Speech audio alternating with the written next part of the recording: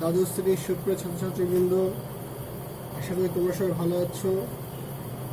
আজকে আমরা দ্বিতীয় পত্রের অধ্যায় 8-এর খুবই একটি গুরুত্বপূর্ণ টপিক নিয়ে আলোচনা করব। টপিকটির নাম হচ্ছে প্লাঙ্কের তেজ কণাবাদ বা কোয়ান্টাম তত্ত্ব।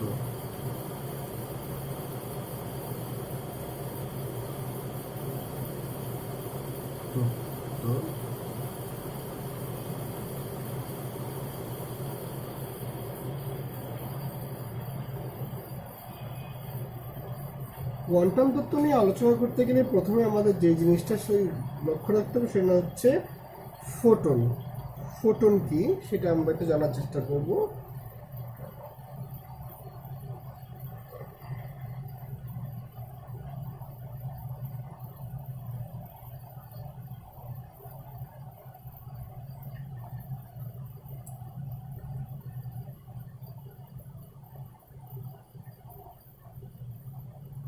ফোটন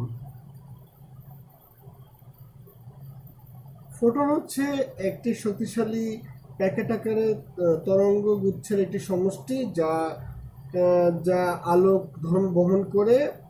আসলে আলোক ধর্ম নয়, তাই চুম্বক সকল বৈশিষ্ট্য এর মধ্যে বিদ্যমান থাকে।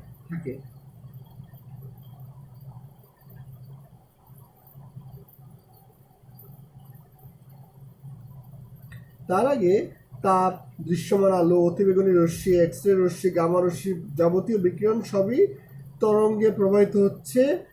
তা ইথার তরঙ্গ হোক বা তড়িৎচুম্বক তরঙ্গই হোক, এ তরঙ্গের একটি ধারাবাহিকতা আছে, নিরবচ্ছিন্নতা আছে। চিরায়ত পদার্থবিজ্ঞানে এতদিন এই কথা বলা হয়েছিল।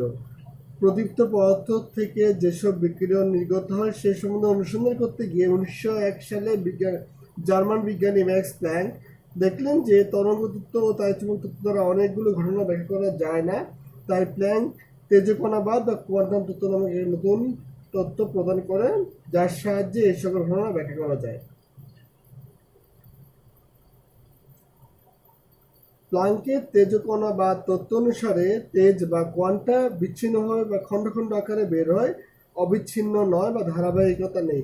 তেজশক্তি একটি গুচ্ছ, এক একটি প্যাকেট, এক একটি বান্ডেল নির্গত হয়। কিন্তু সর্বাপেক্ষা নতুন তথ্য হচ্ছে শক্তির একক সর্বত্র এক নয়। কম্পাঙ্ক যেখানে যেমন কম, বান্ডলটা সেখানে ছোট। কম্পাঙ্কের সংখ্যা যেখানে বেশি, বান্ডলটি সেখানে বড়। এই মতবাদ গ্রহণ করে বিজ্ঞানী আইনস্টাইন বলেন যে শুধু রশ্মি নির্গমনের ক্ষেত্রেই নয়, রশ্মি এখন এক স্থান থেকে অন্য স্থানে গমন করে তখনও তা বিচ্ছিন্নভাবেই গমন করে।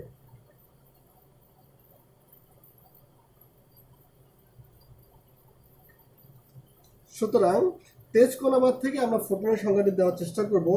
তেজ কণাবাদ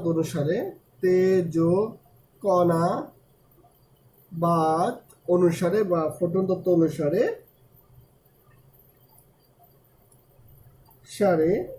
আলোকরশ্মি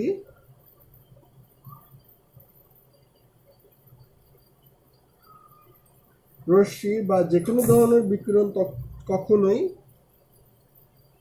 বা যে কোনো ধরনের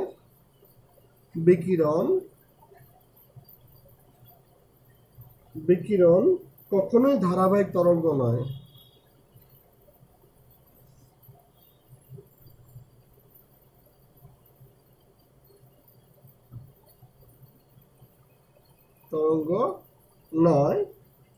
সর্বত্রই তা বিচ্ছিন্নভাবে প্রবাহিত হচ্ছে। সর্বত্রই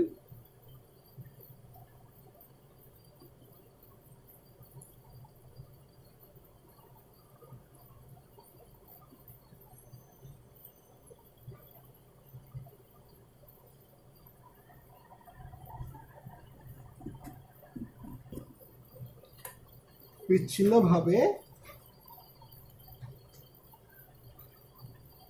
প্রবাহিত হচ্ছে।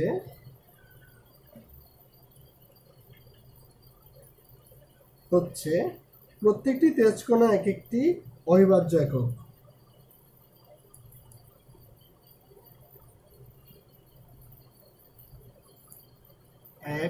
একটি অবিভাজ্য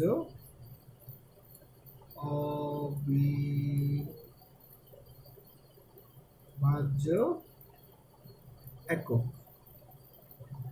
এই অবিভাজ্য তেজ কণাকে আইনস্টাইনের আলোক তীর নামে অভিহিত করি। এই অবিভাজ্য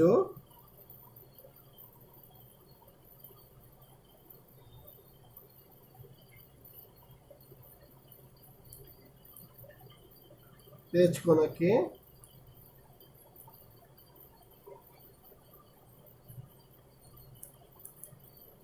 আইনস্টাইন আলোক তীর নামে অভিহিত করেন।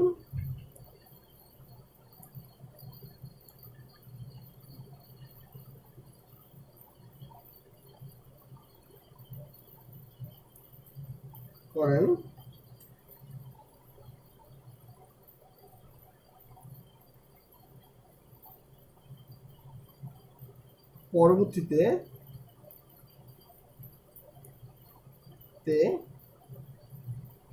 বিজ্ঞানী লুইস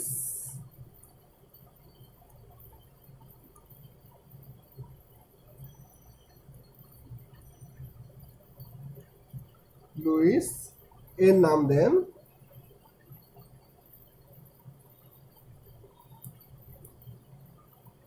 ফোটন।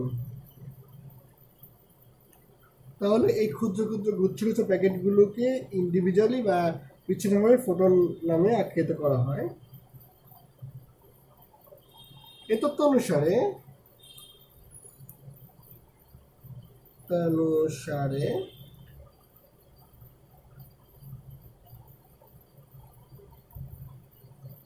ফোটন শক্তি E is equal to H F। H হচ্ছে প্লাঙ্ক ধ্রুবক আর F হচ্ছে H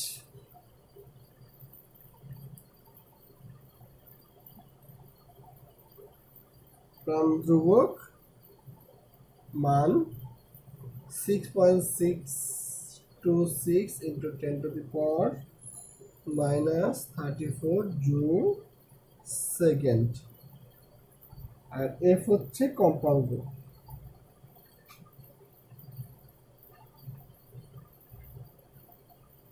যা আমরা সবাই জানি।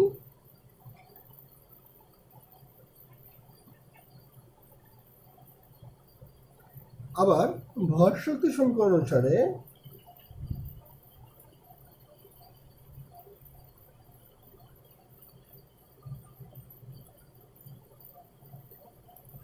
ভর শক্তি সমীকরণ অনুসারে আবার লেখা যায়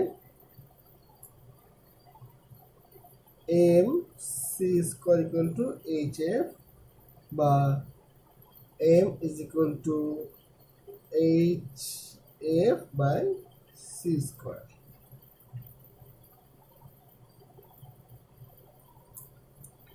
c আলোর দ্রুতি, মানটা সবাই জানো 3 × 10⁸ মিটার পার সেকেন্ড। আচ্ছা, আবার যদি আসি ফোটনের ভরবেগ, তাহলে আমরা লিখতে পারি p is equal to mc cmc। এখান থেকে লেখা যায় p is equal to hf c square into c। অতএব p is equal to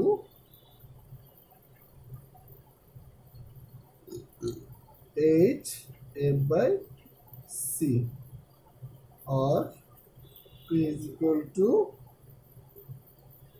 h by lambda cos c is equal to f lambda। আমরা সবাই জানি v equal to f lambda থেকে আসছে।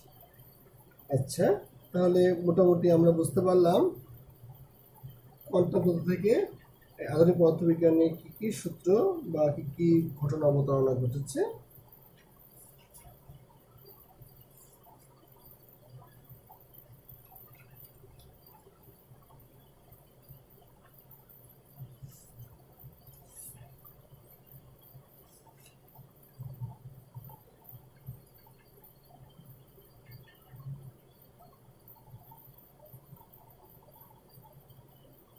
একটি গাণিতিক সমস্যার সমাধান আমরা করার চেষ্টা করি, তাহলে আমরা আরেকটু সূত্রগুলো ব্যবহার সম্বন্ধে ধারণা পাবো।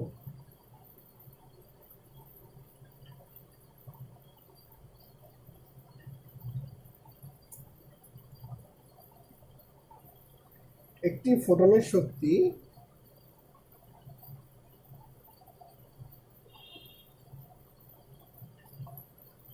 শক্তি 1.83 ইলেকট্রন ভোল্ট এবং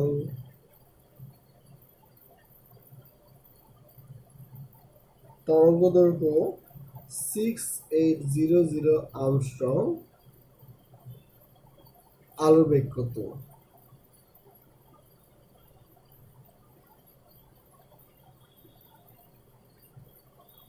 দেয়া আছে, আগে লিখে ফেলি।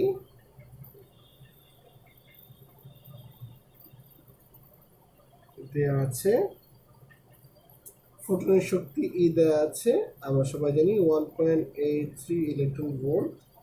ইলেকট্রন ভোল্ট থেকে জুলে কনভার্টের নিয়মটা বলে দিচ্ছি, ভালো করে খেয়াল করো। 1.83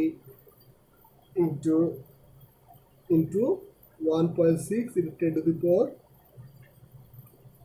90 তে গুণ করলে এটা জুলে কনভার্ট হয়ে যায়। সো উত্তর আসে 2। আমরা ক্যালকুলেশনটা করেই দেখি কত আসে, তাহলে আমাদের এটা বুঝতে সুবিধা হবে আরেকটু।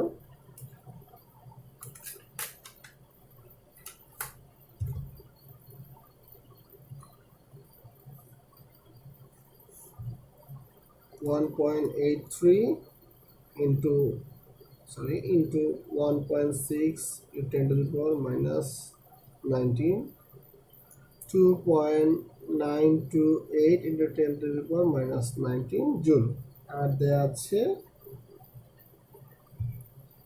তরঙ্গ দৈর্ঘ্য ল্যামডা, দেয়া আছে 6800 আর্মস্ট্রং। আর্মস্ট্রং থেকে মিটার নেওয়ার পদ্ধতি হচ্ছে 6800 into 10 to the power minus 10 metre. প্লাঙ্কের ধ্রুবক আমরা সবাই জানি, একটু আগে আমরা এটা বললাম, সেটা হচ্ছে একটু মুখস্থ করে ফেলবে, 6.626 into 10 to the power minus 34 joule second. বের করতে হবে c is equal to what। তাহলে আমরা সূত্র মতো অবশ্যই জানি, যেটা আমরা ওখান থেকে এসেছি, আমরা জানি E is equal to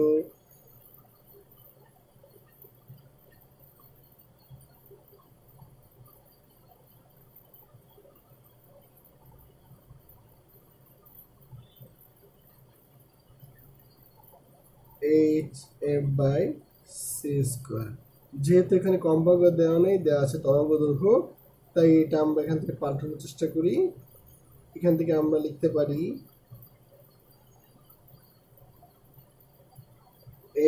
h cos আমরা জানি f by c হচ্ছে ল্যামডা,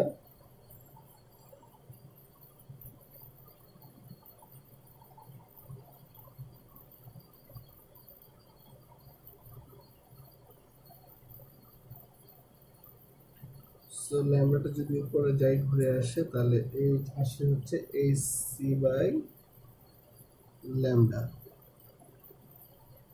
তাহলে c ইজ ইকুয়াল টু আসছে e ল্যামডা বাই h। মানগুলো বসানোর চেষ্টা করি। 2.928 into 10 to the power minus 19, 6800 into 10 to the power minus 10, h হচ্ছে 6.626 into 10 to the power 34। এর একক হচ্ছে মিটার পার সেকেন্ড। আমরা ক্যালকুলেশনটা করে ফেলি। 2.928 into 10 to the power minus 19 into 6800 into 10 to the power minus 10 divided by 6.626 into 10 to the power minus 34। So answer হচ্ছে 3 0.00 into 10⁸ metre per second.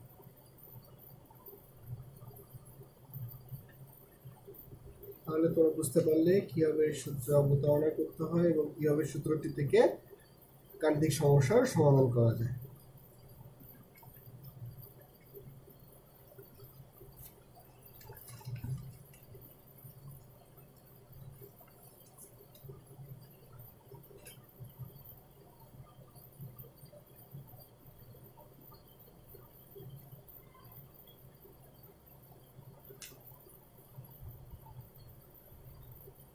এরপর আমাদের টপিকটার নাম হচ্ছে আমাদের প্রথমে টপিকটার নাম হচ্ছে এক্স রে।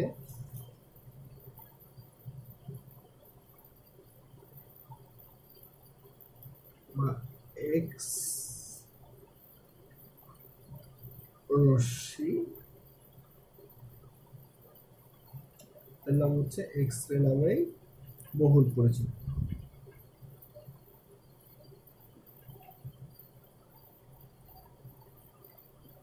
এটি 19 শতাব্দীর যুগান্তকারী আবিষ্কার। রঞ্জেন সর্বপ্রথম এক্স রে আবিষ্কার করেন 1895 খ্রিস্টাব্দে। তিনি জার্মান বিজ্ঞানী ছিলেন। এক্স রে সংখ্যাটি হচ্ছে দ্রুত গতিসম্পন্ন ইলেকট্রন কোনো শক্ত ধাতুতে আঘাত করলে দ্রুত গতিসম্পন্ন ইলেকট্রন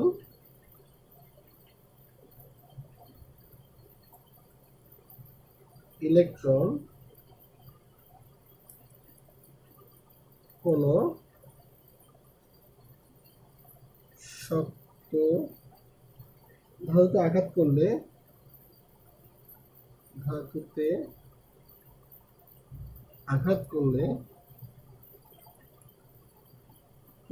তা থেকে উচ্চ ভেদন ক্ষমতা সম্পন্ন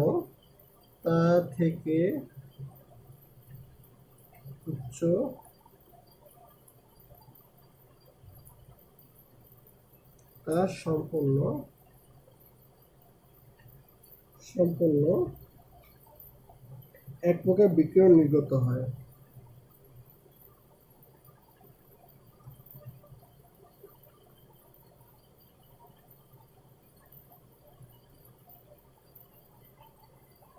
একে এক্স রে বলে। আচ্ছা, তোমাদের বইয়ে এক্স রে উৎপাদন কৌশল দেওয়া আছে। আচ্ছা, কুলজি নল পদ্ধতি দেওয়া আছে, এটা একটু সুন্দর করে পড়ে নিবে। এটা তেমন কোনো কঠিন কিছু না। এক্স রে যা সংজ্ঞা থেকে যে যন্ত্রটা আবিষ্কার হয়েছে সেটা হচ্ছে এক্স রে। এবার আমরা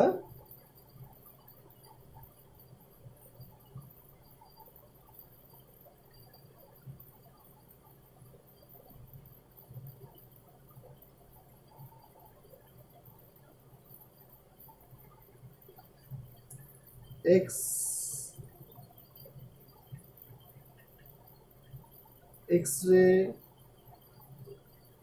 রশ্মির গতি শক্তি রাশিমালা জানব। টি ইজ ইকুয়াল টু ইভি। ই হচ্ছে ইলেকট্রনের চার্জ আর ভি হচ্ছে অ্যানোদ ক্যাথোডের মাঝে যে উচ্চ বিভব তৈরি করা হয় সেটি। এখান থেকে আসে HF প্লাস H।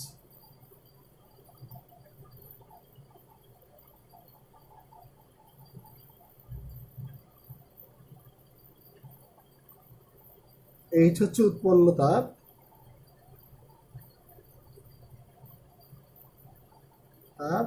এটি 0 হলে, H 0 হলে এক্স রে কম্পাঙ্ক সর্বাধিক হবে। তাই লেখা যায় HF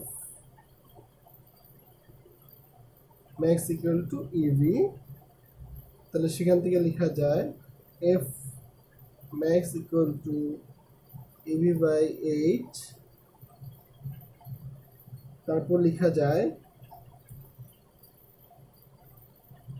C by lambda main, যেখানে কম্পাঙ্ক সর্বোচ্চ সেখানে তরঙ্গ দৈর্ঘ্য সর্বনিম্ন। এটি আমরা ক্লাস 9-10 থেকে জেনে এসেছি। তাই finally lambda min equal to C H by E V. এই দুটি হচ্ছে এক্স রে জন্য রাশিমালা।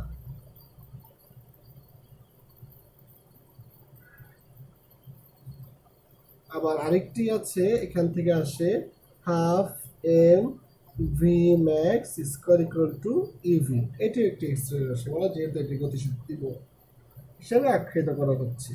এটি গাণিতিক সমস্যা করি তাহলে মোটামুটি আমরা এক্স এর সমান ধারণা পেয়ে যাব।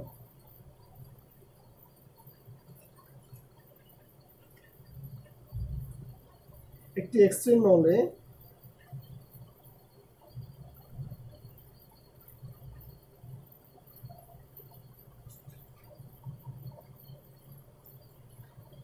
এক্স-রে নলে 50 কেভি বিভব পার্থক্যের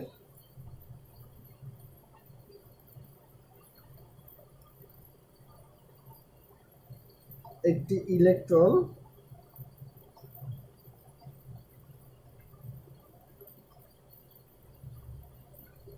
বিভব পার্থক্যে প্রয়োগের ফলে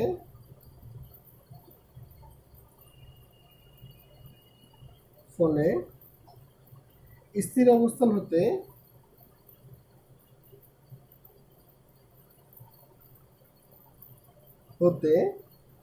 একটি ইলেকট্রন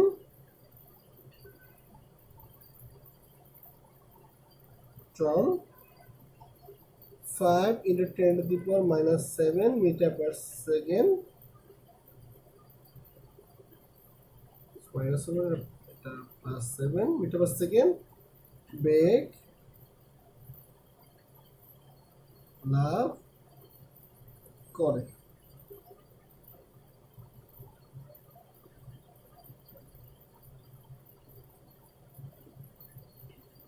দেয়া আছে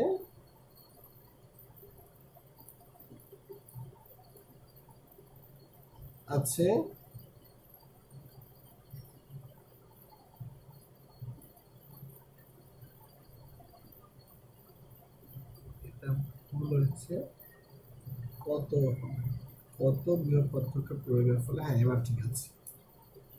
আচ্ছা, ভি দেওয়া আছে 5 into 10 to the power 7 metre per second. V naught বের করতে হবে, আমরা জানি T is equal to E V naught, এটা নট দিলেও চলে কথা। এখান থেকে আসি, টি হচ্ছে গতিশক্তি, V max square equal to E V naught. এখান থেকে ভি নটের সমীকরণ যদি বের করতে চাই তাহলে আমরা পাবো হচ্ছে M V max square equal to 2e। এম হচ্ছে ইলেকট্রনের ভর, যা আমরা জানি ইলেকট্রন ভর 9.1 10 to the power minus 31 KG.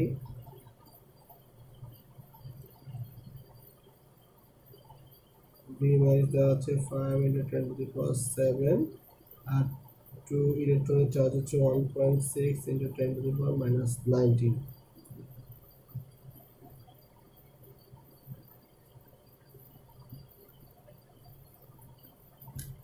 তাহলে ক্যালকুলেশনটা ক্লিয়ার করে করা যাক। 9.1 10 to the power minus 31 into 5 10 to the power 7 divided by 2. We can give a bracket here and there will be no fault in this math. Bracket দেওয়াটা ভালো।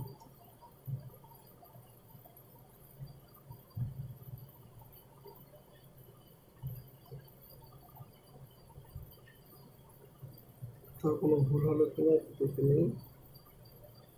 ও sorry, it is square, sorry, 9.1 into 10 to the power minus 31 into 5 into 10 to the power 7 all square divided by 2 into 1.6 into 10 to the power minus 19. Yeah, 7109.375, so লেখা যায় 7.11 kilovolt.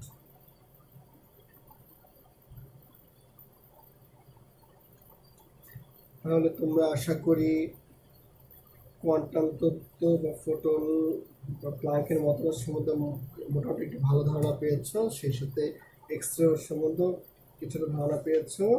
আমরা next দিন x-ray আরও কিছু আনুষঙ্গিক জিনিস পড়ে ফটো ইলেকট্রিক ইফেক্টে চলে যাব, এটিও একটি গুরুত্বপূর্ণ অংশ এই অধ্যায়। সবাইকে অসংখ্য ধন্যবাদ।